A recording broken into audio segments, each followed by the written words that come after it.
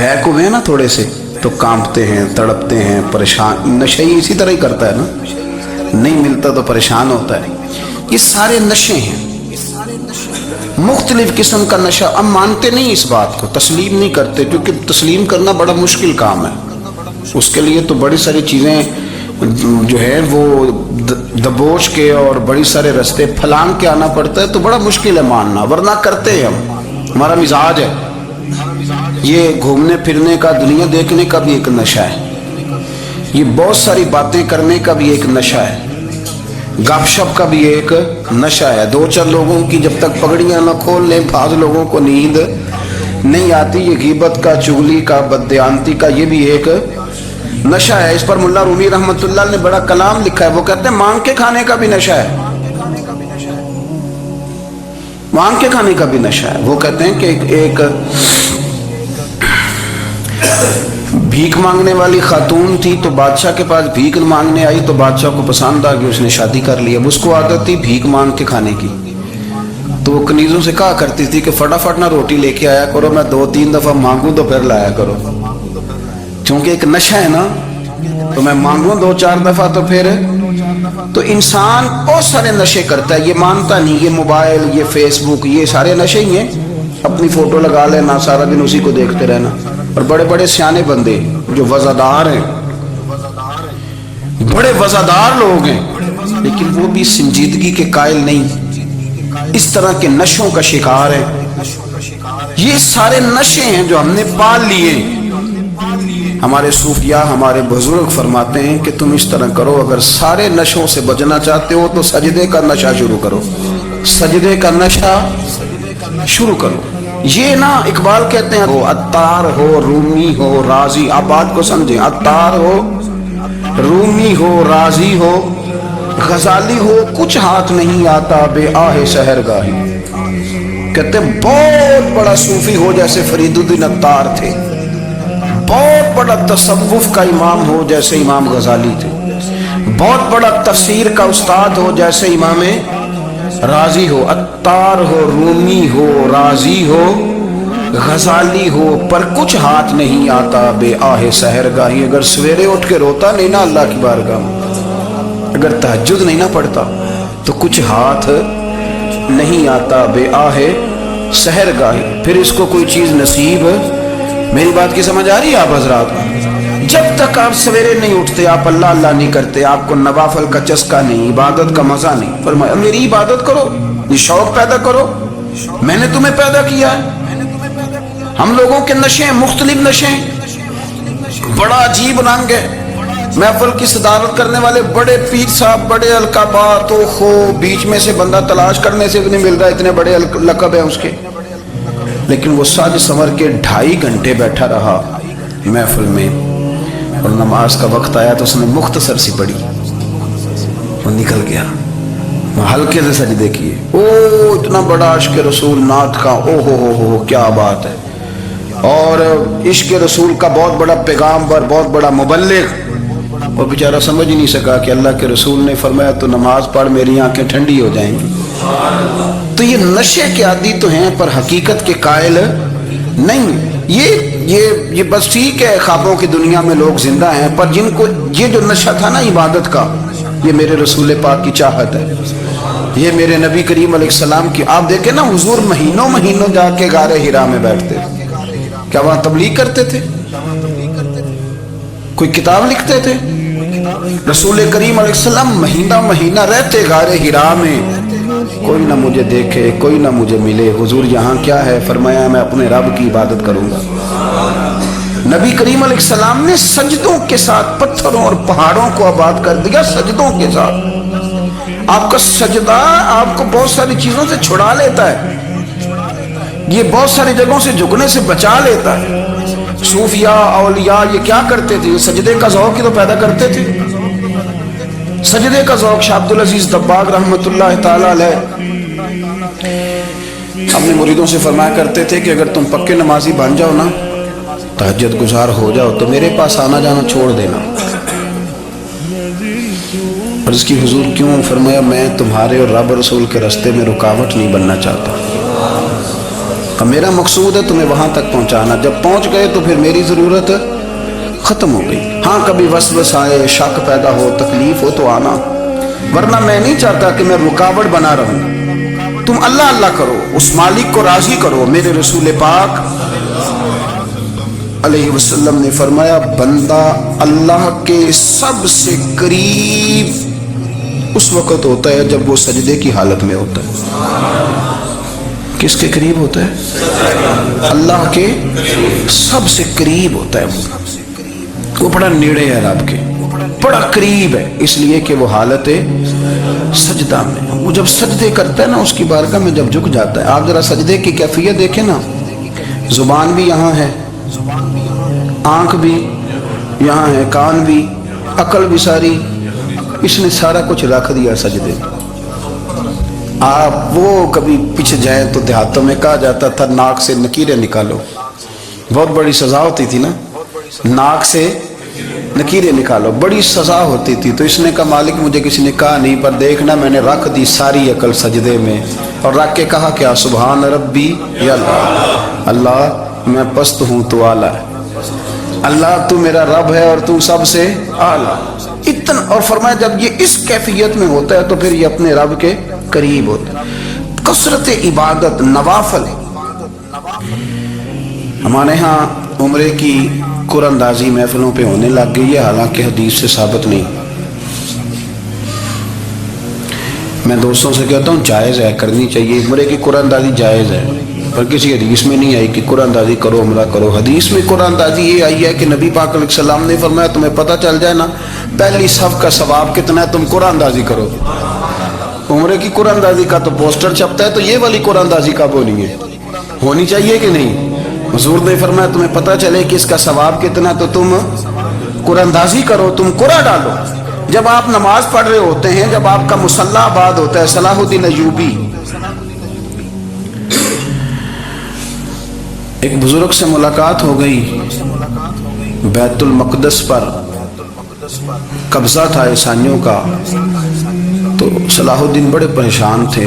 بابا جی کہنے لگے پتر کیا ہوا؟ کہنے لگے حضور پتہ چلا ہے دشمن کے 2 بحری بیڑے اسلحہ لے کے آ رہے ہیں، مسلمان پہلے ہی کمزور ہیں، اور اب اگر 2 بحری بیڑے اور آ گئے تو حضور مسئلہ بن جائے گا۔ تو میں پریشان ہوں کہ کس طرح یہ کم مسئلے والی ہماری فوج ہے کیسے مقابلہ کرے گی۔ تو بابا جی کہنے لگے پتر اس طرح کرنا، آج رات تو بھی دعا کرنا اور میں بھی کروں گا، تو بھی دعا کرنا، آپ ناراض نہ ہونا، ہم تو پیروں والے ہیں، ہم تو پیروں کے نوکر غلام ہیں، ہمارا تو گزارا ہی نہیں، ہمیں تو ملتا ہے سارا کچھ وہاں سے۔ پھر میرا سوال یہ ہے کہ تعویذ لینے جاتے ہو نفل کیوں نہیں پڑھتے؟ رات اللہ اللہ کیوں نہیں کرتے؟ یہ بھی تو ہمارے بزرگوں کا ہی طریقہ ہے، انہوں نے تو ہمیں سکھایا ہے۔ صلاح الدین ایوبی سے بزرگوں نے کہا کہ رات آج نا اللہ اللہ کرنا، تو میں تیرے لیے دعا کروں گا، تو بھی دعا کرنا۔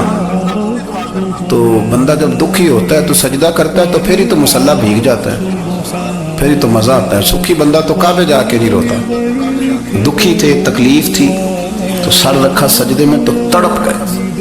اور وہ بابا جی کہتے ہیں میں مسجد آیا تو صلاح الدین چیخیں مار کے رو رہا تھا اور کہہ رہا تھا مالک میں کوئی اپنی شان کے لیے تو نہیں نہ لڑ رہا، اللہ کو میں کوئی قبضوں کے لیے تو نہیں لڑ رہا، مالک تیرے لیے لڑ رہا ہوں، مجھے بے آبرو نہ کرنا، میری مدد فرمانا۔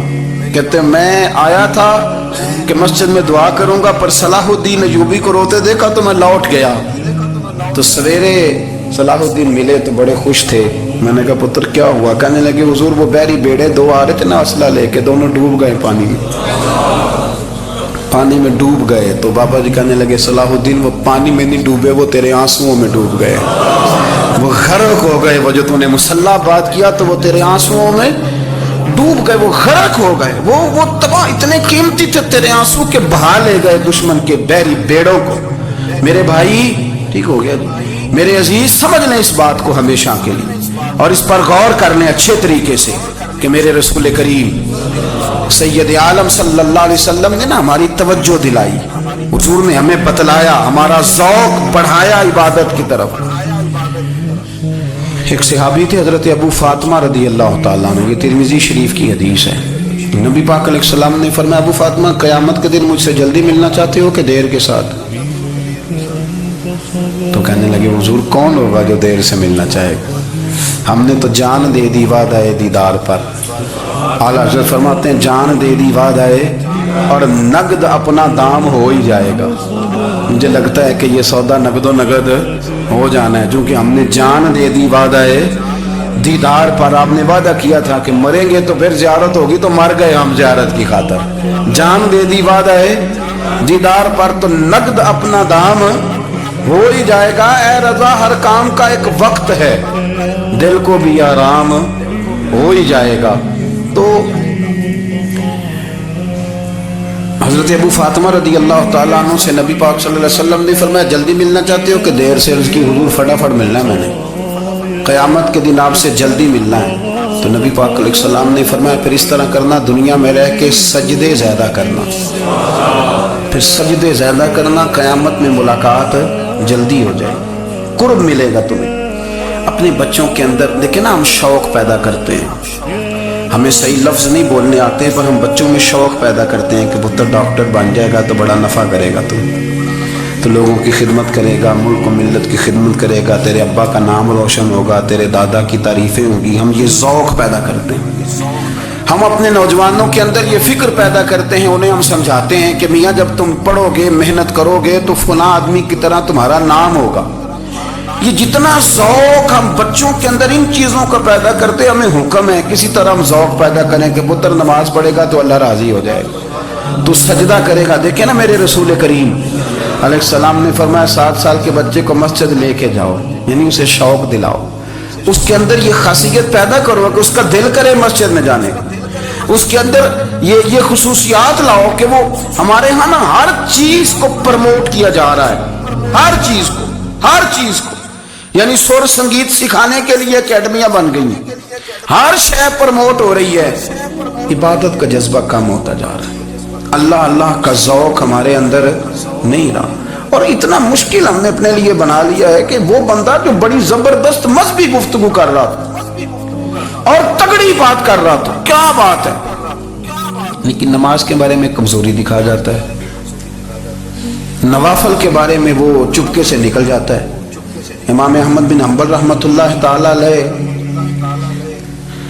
مسند امام احمد بن حنبل 14 جلدوں میں ہے مارکیٹ میں، اور مجھے تو خیر پسند ہی پڑی ہے، میں نے کئی دفعہ پڑھی ہے. اور کیا بات ہے امام احمد بن حنبل کی، کیسے تگڑے قسم کے محدث تھے اور اللہ نے کتنا انہیں اعزاز عطا فرمایا ہوا ہے. یہ کوڑے بھی کھاتے تھے دین کی خاطر، سارا کرتا لہو سے بھر بھی جایا کرتا تھا. بڑا اعزاز والا شخص تھے، بڑے اعزاز والے. حدیثیں جمع کرنا، حدیثیں لکھنا، حدیث پڑھانا، سارا دن رہتے تھے. کہہ سکتے تھے کہ میں کر تو رہا ہوں کام، اور حدیث بھی موجود ہے کہ عالم عابد سے افضل ہوتا ہے، پر اس کے باوجود امام احمد بن حنبل رحمۃ اللہ علیہ 300 نفل فرض نمازوں کے علاوہ پڑھا کرتے تھے. 300 نوافل روز پڑھا کرتے تھے. ان کے بیٹے نے کہا جی مکان خریدنا ہے تو وہ جگہ کہاں کر کے لوں، بہت ساری آبادیاں. تو فرمایا پتر وہاں لینا جہاں مسجد قریب ہوتی.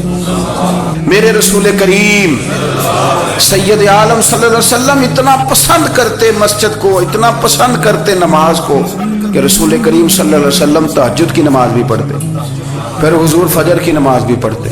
نبی پاک وتر کو الگ کر کے پڑھتے، عشاء کے ساتھ نہیں پڑھتے. یہ تو ہمیں سے یہ اجازت دی ہمارے بزرگوں نے کہ بعد میں اٹھے گا کون علیحدہ وتر پڑھنے کے لیے، عشاء کے ساتھ پڑھ لیں. وتر پڑھتے، تہجد پڑھتے، فجر پڑھتے، اشراق پڑھتے، چاش پڑھتے، پھر مغرب کی نماز کے بعد 6 رکعت اوابین پڑھتے، پھر رات کو صلاۃ اللیل پڑھتے. سیدہ عائشہ صدیقہ کہتی ہیں زمانہ سو جاتا اور میرے رسول مصلی بچھا کے کھڑے ہو جاتے. او یار کھیتی باڑی کر کے نہیں، محنت مزدوری کر کے نہیں. جناب عائشہ کہتی ہیں میں یہ بھی دیکھتی کہ حضور ایک آیت شروع کرتے تو ساری رات اسی کو پڑھتے، اور میری نظر جاتی تو قدم مبارک پہ ورم آ جاتا. یار نماز پڑھ پڑھ کے اتنی مشقت کر کے، اتنی جد و جہد کر کے ورم آ گیا. یا رسول اللہ اتنی محنت کیوں کرتے ہو؟ فرمایا فلا اکون عبدا شکورا، کیا میں اپنے رب کا شکر گزار بندہ نہ بنوں؟ صحابہ کا ذوق عبادتوں کا، ریاضتوں کا، تلاوتوں کا، طبیعت ہے ان کی. وہ ایک دوسرے کو، حضرت مولا علی شیر خدا کرم اللہ تعالیٰ وجہ الکریم کے زمانے میں روم کے بادشاہ نے کہا یار یہ مسلمانوں کا پتہ تو کرو، یہ آخر کیوں اتنے زیادہ مجاہد ہیں؟ اس زمانے میں جاسوس بھیجنے کا مزاج تھا، اب تو جاسوس پکڑا جاتا ہے، اب تو جاسوس اور جاسوسی کا شوق ویسے آج بھی ہے۔ عرض کروں تھوڑی سی بات اس عنوان سے، پتہ کیا ہمارا مسئلہ ہے؟ ہم جہاں جاتے ہیں نا وہاں تھوڑی خوشبو سونگھنے کی کوشش کرتے ہیں، وہ کیا ہے تو یہ کیا ہے تو ادھر کیا ہے تو تھوڑا سا ادھر کیا ہے۔ میرے رسول پاک پڑھیے درود شریف، سارے پڑھیے ذرا زور سے، صلی اللہ تعالی۔ نبی پاک علیہ السلام نے فرمایا جاسوسی نہ کرنا ورنہ تم بندوں کو خراب کر دو، اور فرمایا اس طرح نہ ہو کہ تم کسی کے اب کھول نہ نکلو تو تمہارے پہلے کھول جائیں۔ یہ جو ذوق ہے نا یہ ختم کریں، چھوڑیں، مطلب آپ کس چکر میں پڑے ہوئے ہیں؟ اتنی زیادہ توجہ کرنے کی کیا ضرورت ہے؟ اپنے کام سے کام رکھیں، اس میں بندہ تھوڑا سا نا آسان رہتا ہے۔ یہ جو بہت زیادہ ٹٹولنے والے لوگ ہوتے ہیں نا وہ بےچارے پھر عمر ٹٹولتے ہی گزار دیتے ہیں، اس لیے کہ مزاج ہی بہت پکا ہے، بوری کا منہ کھول کے اندر تک ہاتھ ڈالنا، تو پھر کئی دفعہ سامنے سے بچھو بھی لڑ جاتا ہے، خرابی ہوتی۔ تو جاسوسی کی جاتی تھی، اس نے بھی جاسوس بھیجے، کیونکہ قبیلوں کے لوگ تھے، کچھ مسلم کچھ کافر، پہچانے نہیں جاتے تھے لوگ، تو کچھ لوگ اس نے بھیجے، انہوں نے آ کے نا تحقیق کی، ریسرچ کری کہ آخر ماجرا کیا ہے، تو واپس جا کے انہوں نے رپورٹ دی نا روم کے بادشاہ کو۔ اس رپورٹ کا ایک جملہ بڑا شاندار ہے، وہ کہنے لگا بادشاہ ہمیں مسلمانوں کی کوئی سمجھ نہیں آئی، ہمیں کوئی سمجھ نہیں آئی۔ انہوں نے کہا بھی کیوں نہیں سمجھ آئی؟ کہنے لگے یار عجیب بندے ہیں، جب رات مسلح پہ بیٹھتے ہیں تو یوں لگتا ہے ان کا دنیا سے رشتہ ہی کوئی نہیں، کوئی کسی کو نہیں جانتا، کوئی اپنے دکھ سنا کے رو رہا ہے، وہ اپنی بات کر کے رو رہا ہے، لگتا ہے کہ ان کا کوئی رشتہ ہے ہی نہیں جب مسلح پہ بیٹھتے ہیں۔ اور فرمایا جب سویرے یہ جہاد کرنے نکلتے ہیں تو لگتا ہے ان سے زیادہ دلیر ہی کوئی نہیں، حالانکہ جو مسلحوں پہ رونے دھونے کے لوگ ہوتے ہیں وہ کئی دفعہ جہاد میں کام نہیں کرتے، لیکن عجیب لوگ ہیں کہ رات کے راہب ہیں، دن کے مجاہد ہیں، کوئی سمجھ نہیں آتی۔ میرے عزیز، ان لوگوں نے مسلح آباد کر کے رکھا، تلاوتیں ان کا ذوق رہی، منظر روز پڑھنا، اسباق پڑھنا، وظائف پڑھنا، یہ ان کا ذوق رہا۔ اعلیٰ حضرت بریلوی رحمت اللہ نے 1000 کتاب لکھی ہے، لیکن الوظیفۃ الکریمہ کے نام سے جو وہ صبح و شام وظائف پڑھتے تھے وہ الگ انہوں نے ان کو بیان کیا، پابندی کے ساتھ اپنی اللہ اللہ کرتے۔ شیخ شہاب الدین سہروردی رحمت اللہ علیہ اس پر ایک بندے نے اعتراض کیا، اس نے کہا جی آپ کس قسم کے صوفی ہیں، مرید بیٹھے ہیں اور آپ وہاں نفل پڑھ رہے ہیں؟ یہ بڑا مسئلہ ہوتا ہے نا، جو بندہ ملنے آتا ہے وہ اپنے ٹائم کے حساب سے آتا ہے، اور اس کا یہ بھی خیال ہوتا ہے کہ پیر صاحب جو ہیں وہ چونکہ درویش ہیں تو نہ انہیں روٹی کھانی چاہیے نہ سونا چاہیے، چونکہ وہ درویش ہیں، اور ہم چونکہ درویشوں کے ماننے والے ہیں لہذا ہمارا یہ طریقہ ہونا چاہیے کہ جیسے ہم کہیں درویش ویسے ہی کر جائے، حالانکہ جس کو آپ درویش کہیں گے آپ اس کی مانیں گے، آپ منوائیں گے نہیں، ہمارا مزاج ہوتا ہے۔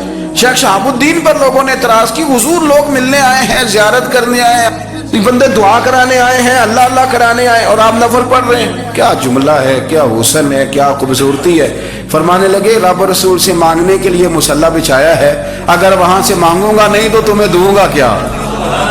پہلے مجھے کچھ لے تو لینے دو، اگر میرے پلے کچھ ہے ہوگی تو آگے دوں گا نا، تو میں مانگنے گیا تھا کہ یا اللہ دے تیرے بندے لینے آئے ہیں، دے تو میں کچھ لوں گا تو آگے دوں گا نا، لیکن ہمارا یہ سٹیٹس، یہ مزاج، یہ شعور نہیں ہے۔ گپیں، کہانیاں، داستانیں، گفتگو، خطابت، واز، کیا بات، لیکن اگر کچھ کرنے کا کام ہو تو وہ نہیں ہم سے ہوتا۔ میرے نبی کریم علیہ السلام نے مصلی سے دل لگانے کا درس دیا، حضور نے توجہ دلائی، صحابہ اس ذوق کے حامل لوگ تھے، وہ کوشش کرتے تھے۔ جناب صدیق اکبر رضی اللہ تعالیٰ عنہ کا عبادت کا مزاج ہمیشہ قائم رہا۔ حضرت عمر فاروق ساری رات اللہ کے حضور کھڑے رہے۔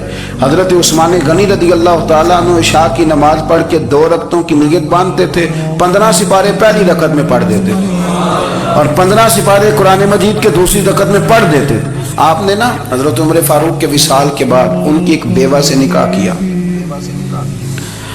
حضرت عثمان غنی نے نکاح کیا۔ وہ خاتون آپ کے نکاح میں آئیں تو عرض کرنے لگی امیر المومنین میرے لیے اعزاز تو بہت ہے کہ میں امیر المومنین کی بیوہ تھی تو امیر المومنین کی منکوحہ ہو گئی ہوں، لیکن حضور نہ تو میں جوان ہوں کہ میرے اندر رغبت ہوتی اور نہ میں اب اس قابل ہوں کہ کوئی خدمت کر سکوں، میرے ساتھ نکاح کی وجہ کیا بنی؟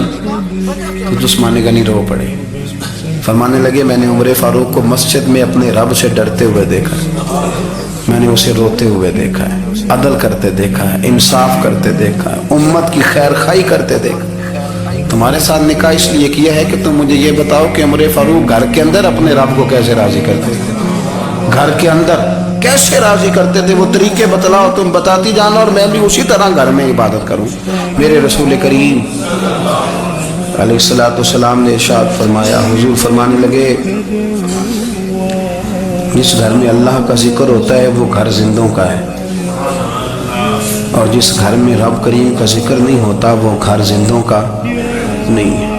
گھر نا ہم نا کتابوں میں پڑھتے ہیں کہ ایک بزرگ کہتے ہیں، حضرت فضیل بن عیاض کہتے ہیں کہ میں ایک گلی سے گزر رہا تھا تو گھر کے اندر کسی قاری صاحب نے قرآن کی آیت پڑھ دی، ولی من خاف مقام ربہ جنتان، میں تے میرے کانوں سے ٹکرائی تو اللہ نے میری کایا ہی پلٹ دی، میں توبہ کر گیا۔ اب گھر کے اندر سے آواز آئے تو صحیح نہ تلاوت کی، پر اندر سے آواز آتی نہیں ہے، ڈیک بجنے کی آواز آتی ہے یا ٹی وی چلنے کی آواز آتی ہے یا دھوم مچانے کی آواز آتی ہے۔ عبادت کا وہ جو خاص شوق تھا، وہ جو حسن تھا، وہ جو توانائی تھی، وہ جو بات تھی۔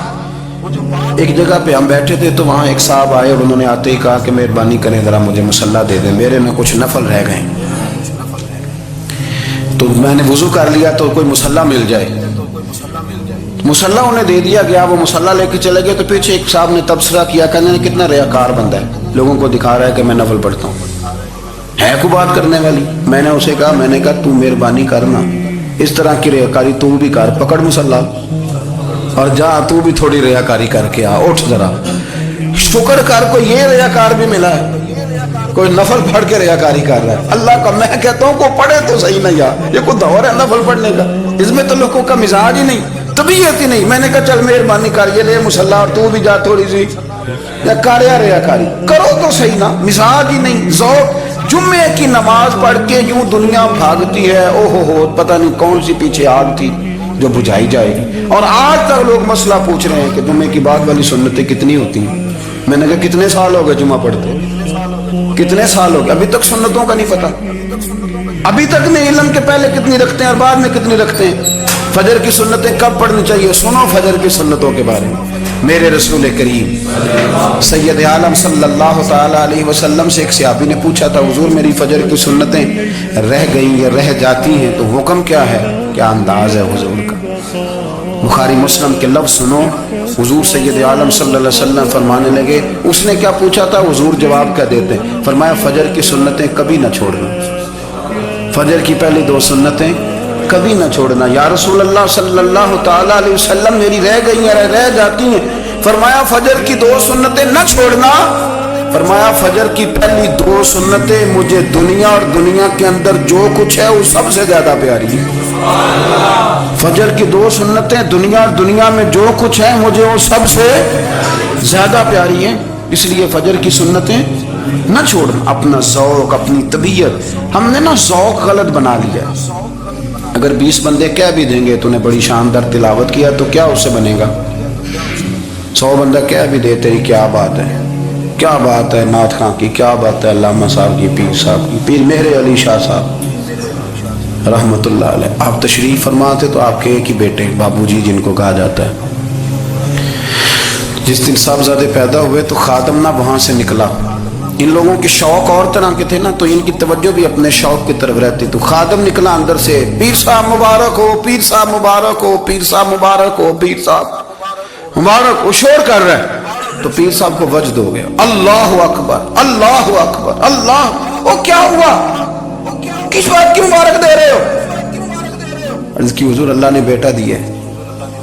تو آپ فرمانے لگے اچھا حضور آپ کیا ہوا، آپ تو پریشان ہو گئے۔ فرمانے لگے جب تم نے 3 دفعہ کہا نا مہر علی کو مبارک ہو تو میں سمجھا تھا شاید تجھے کسی نے بتا دیا ہے کہ مہر علی سے اللہ راضی ہو گیا، میں سمجھا تھا کہ شاید تم یہ خبر لے کے آیا ہے کہ کسی نے بتایا ہے کہ مجھے آج خبر ملی ہے کہ مہر علی سے رب اچھا پتر ہوا ہے، الحمدللہ اللہ کا شکر ہے، پر میرے لیے مبارک کا دن وہ ہوگا جب میرا رب کہے گا کہ میں مہر علی سے راضی ہوں۔ میرے محبوب کہیں گے کہ میں مہر علی سے آپ بات کو سمجھیں. شوق ہی کسی اور طرف تھا, دل ہی کہیں اور لگا ہوا تھا, طبیعت ہی کہیں اور مائل تھی. کوئی وظیفہ پوچھتے تھے تو پڑھتے تھے وہ لوگ, کچھ اللہ اللہ انہیں بتائی جاتی تھی تو کرنے کا ذوق رکھتے تھے, طبیعت تھی, قائل تھے. حضرت ربیع کہتے ہیں میں بڑی دور سے سفر کر کے گیا حضرت اویس کرنی سے ملنے, بڑی دور سے, اور جب میں پہنچا تو فجر کا وقت تھا. تو حضرت اویس کرنی کو میں نے پا لیا تو وہ نماز پڑھ کے نا قرآن شریف لے کے بیٹھ گئے. فرماتے اشراق چاشت کا وقت ہوا تو نفلوں کی نیت باندھ لی. محدث ابن الجوزی نے لکھا ہے, فرماتے ہیں پھر جب زوال کا وقت ہوا تو مسجد میں جھاڑو دینے لگ گئے. زور کی نماز پڑھ کے تو عصر کی تیاری تک وہ مسجد میں بیٹھے رہے. اور میرے نبی پاک علیہ السلام نے فرمایا جو نماز کے انتظار میں بیٹھا ہو وہ نماز ہی میں ہے, وہ نماز ہی میں ہے. فرمایا میری دنیا میری امت کی جو رہبانیت ہے نا وہ اتنی ہے کہ نماز کا انتظار کرے. اذان کے بعد نماز کا یہ راہب ہے, یہ اس وقت چھوڑ کے بیٹھے ہیں سارا کچھ. فرماتے ہیں عصر تک انہوں نے اللہ اللہ کی, پھر مغرب تک کی, عشاء کی نماز ہوئی تو نماز پڑھی تو وہ تھک گئے. اب مجھے وہ فارغ ہوں مصلی چھوڑے تو میں ملاقات کروں نا. یہ آپ حیران نہ ہو کہ اتنی دیر بندہ کیسے اللہ اللہ کر, ہم نے کی نہیں نا اس لیے ہم پریشان ہیں. جو عادی ہوتے ہیں وہ کر بھی لیتے ہیں. وہ یہ کام, میری بات کی سمجھ آ رہی ہے؟ جب جاتے ہو کسی دفتر میں تو 8 گھنٹے کھڑے رہ لیتے ہو نا, مجبوری ہوتی ہے تو کھڑے رہا جا سکتا ہے. پاسپورٹ کے دفتر, بولیے امیگریشن کی لائنوں میں, اور میں نے تو ایمبیسیوں بھی بندے 12 گھنٹے پہلے جا کے کھڑے دیکھے, رہ لیتے ہیں کھڑے. تو اگر ان کاموں کے لیے رہا جاتا ہے تو اللہ رسول کے لیے بھی کھڑے رہا جا سکتا ہے. تو فرمانے لگے کہ جب عشاء کی نماز کے بعد آخر انسان تھے, تھک گئے, نیند کا غلبہ ہوا تو تھوڑی ایسے آنکھ بند ہوئی تو کھلی تو رونے لگے. حضرت ویسے کرنی رو کے کہنے لگے مالک مجھے غافل تو نہ کر, ابھی میں نے کیا بھی کچھ نہیں, دن ختم ہو گیا, کوئی نفل نہیں, کوئی اللہ اللہ نہیں, اللہ مجھے غافل نہ کر, میری مدد فرما. فرماتے ہیں جب وہ روئے تو میرے ساتھ جو شخص تھا میں نے کہا اٹھو چلیں. کہنے لگا حضور ملنا نہیں. فرمایا جو میں لینے آیا تھا وہ مجھے مل گیا, جو میں ان سے سیکھنے آیا تھا وہ مجھے نصیب ہو گیا, اب اور میں نے کیا لینا, ختم ہو گئی بات, اٹھو چلیں. اللہ کے بندوں نے حضرت ربیعہ بن کعب اسلمی رضی اللہ تعالیٰ عنہ فرماتے ہیں, کہتے ہیں جب بنو قریظہ اور بنو نذیر یہودیوں کے ساتھ حضور علیہ السلام نے جنگ کا اعلان فرمایا تو وہ دشمن ہو گئے. ہمیں خطرہ تھا کہ وہ رات کو کہیں محبوب کو تکلیف نہ دیں, تو کچھ لوگ نا تلواریں لے کے نبی پاک کے دروازے پہ پہرے داری کرتے تھے. گن مین رکھنا حرام نہیں, اگر کسی کو واقعی خطرہ ہو تو اس کے لیے سنت بھی ہے. حضرت علی المرتضیٰ تلوار لے کے حضور کے گھر کا پہرا دیتے تھے. حضرت ربیعہ بن کعب اسلمی رضی اللہ تعالیٰ عنہ فرماتے ہیں کہ رات میری ڈیوٹی تھی کہ میں حضور کے گھر کا پہرا دوں گا. تو فرماتے ہیں میں باہر سن رہا تھا, ساری رات ہی میرے نبی پاک نے اللہ کی تسبیح پڑھی, ساری رات, کبھی تسبیح, کبھی تحلیل, کبھی تحمید, کبھی تکبیر, ساری رات. فرماتے ہیں ساری رات حضور پڑھتے رہے اور ساری رات ہی میں سنتا رہا. مجھے اونگ آ گئی, میری آنکھ لگ گئی, حضور ابھی پڑھ رہے, میں تھک کے سو گیا. اور فرماتے ہیں جب میری آنکھ دوبارہ سے کھلی تو میرے کانوں میں پھر کوئی چیز گونجی تو میں نے کان لگایا تو میرے حبیب ابھی بھی اللہ کو یاد کر رہے. ساری رات حضور رب کی عبادت کرتے. اسی لیے تو کہا یا ایھا المزمل قم اللیل الا قلیلا, ابھی ساری رات تو نہ جاگا گا, تھوڑا آرام بھی کر لیے گا. میرے بھائی اپنا مصلی, اپنی عبادات, اپنے وظائف, اللہ اللہ جو آپ نے کسی سے سیکھی ہے اس کو کبھی کمزور نہ ہونے دیں. شجرہ شریف جو کسی بزرگ سے آپ لے لیتے ہیں تو کیا رسم ہے کوئی, اس پہ کچھ لکھا ہوتا ہے, وہ پڑھنے کے لیے دیا جاتا ہے. اس پہ لکھا ہوتا ہے کہ جی اللہ اللہ آپ نے کرنی ہے. ساری زندگی کسی اسکول میں داخل ہو گئے اور وہاں جا کے آپ نصاب ہی نہ پڑھیں, کتاب ہی نہ کھولیں تو پاس ہو جائیں گے. تو کہتے ہیں میں 20 سال جاتا رہا ملا کچھ نہیں. تو آپ نے لیا کیا, ایک اتنی سی کتاب تھی, اس کو تو کھول کے آپ دیکھ نہیں سکے, اس کے وظائف تک تو رسائی نہ ہوئی. اس لیے کہ اللہ اللہ کرنا مشکل ہے اور تصویر کھنچانا یہ آسان کام ہے. تو جو آسان ہے اس طرف ہماری توجہ لگی رہتی ہے اور جو مشکل ہے اس طرف ہم ذوق پیدا نہیں کرتے. یا ایھا الناس اعبدوا ربکم الذی خلقکم والذین من قبلکم لعلکم تتقون, اے لوگوں اس رب کی عبادت کرو جس نے تمہیں پیدا کیا اور تم سے پہلوں کو پیدا کیا, اس لیے عبادت کرو کہ تم پرہیزگار ہو جاؤ گے. مالک سمجھنے کی توفیق عطا فرمائے.